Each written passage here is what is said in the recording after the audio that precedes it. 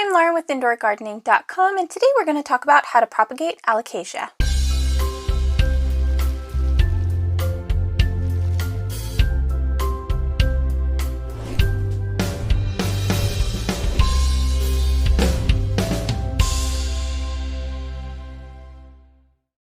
There are a lot of rumors out there that Alocasia can only be propagated via division or through seeds and hand pollination. This is actually not true. There is another method. You can actually propagate your Alocasia through corms. Corms are starch-filled root balls at the base of the plant. They grow throughout the root system and at the very base of the plant, usually covered by soil. You may start to see them pop up occasionally. You'll see a little bit of green sticking out, and you can actually take these off, carefully remove them, repot them, and grow a whole new Alocasia from each one of these little corms. Some Alocasia corms may rot, but when given the proper conditions, they can actually root and grow whole new plants. In order to propagate an Alocasia through corms, you can either obtain the corms through the plants that you already have. You can unpot a plant and go ahead and remove the corms carefully. You'll carefully break them off or snip them off, depending on how resistant the corm is to be removed. Usually they just pop off very, very easily for you, especially if they're healthy ones.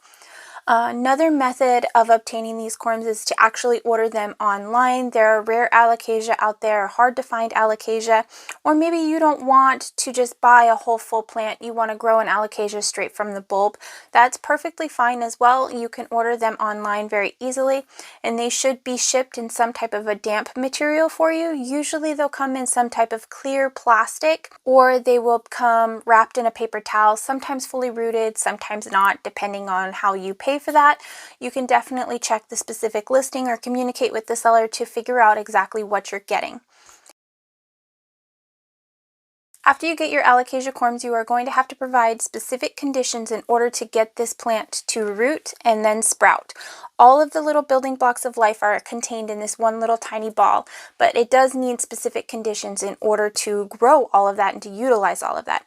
They are going to need quite a bit of light. Make sure that you are putting them under a grow light or in a window, that way you can get that warmth and get that going. They will also need high humidity and slight dampness in order to soften the exterior and to begin the rooting process. Be warned though that if there is not enough aeration, the corm will rot. So you have to find that fine balance in between. And check it regularly. Don't just place it somewhere and completely forget about it. You do want to be opening it up and checking it every few days. You can use some type of a jar with sphagnum moss. You can use some type of perlite or propagation box. We have a whole video on how to do propagation boxes for you, so you can use one of those. You can also do something as simple as just a Ziploc bag with a damp paper towel. Be sure that you're opening whatever container you're keeping it in and keeping this humidity going in. Open it every couple of days just to verify and check, and you can remove any rotting and have the plant still root from the corm. All of the building blocks are in the corms themselves, so you can remove any deadness, any debris, any rotting materials that will prevent the plant from being able to fully mature. It should take 1 to 2 months, depending on the specific type of Alocasia, to see the corm actually producing leaves and have roots. Sometimes you will see a leaf pop out first out of the top little pointy area, and sometimes you will see roots popping out the bottom first. It just depends on the specific type of plant and the conditions it's in, and sometimes it can even just depend on the corm. Just like children, plants are a little finicky and every single one is a little different. They never do exactly what they're supposed to do. After your Alocasia has either one full-size leaf or up to 2 leaves, you can start fertilizing it. You can move it to its own little pot. Make sure that you're keeping the aeration and the moisture and the high humidity there for it. Alocasia are heavy feeders as well, so they will need fertilizer on a regular basis, especially once they have 2 leaves. they will have to use up a lot of nutrients in order to get a third leaf to push out, and then a fourth and a fifth, etc. If your alocasia is not getting enough nutrients, they will start to drop leaves and they will just drop down to one leaf. They will put out one leaf and they will kill off the other one. They'll put out one leaf and they'll kill off another one. That is a sign that it needs more nutrients. So definitely keep that in mind. Fertilize it regularly. If you notice this happening, there's either rot or a fertilization issue, and you need to take action either way. You can leave your alocasia in their prop box or their original container as long as they'll fit. Generally, it's recommended to put them in their own separate pot once the roots can actually fit in a 3-inch pot. Any sooner than that, you can risk root rot and damaging the roots, not having enough to sustain the plant. But once they can fit in a 3-inch pot comfortably, definitely go ahead and pot them up. Alocasia don't mind being tight in a pot, and it can encourage growth. It can also encourage it to create more corms, so then you can go ahead and produce more plants from this little plant that you have as well.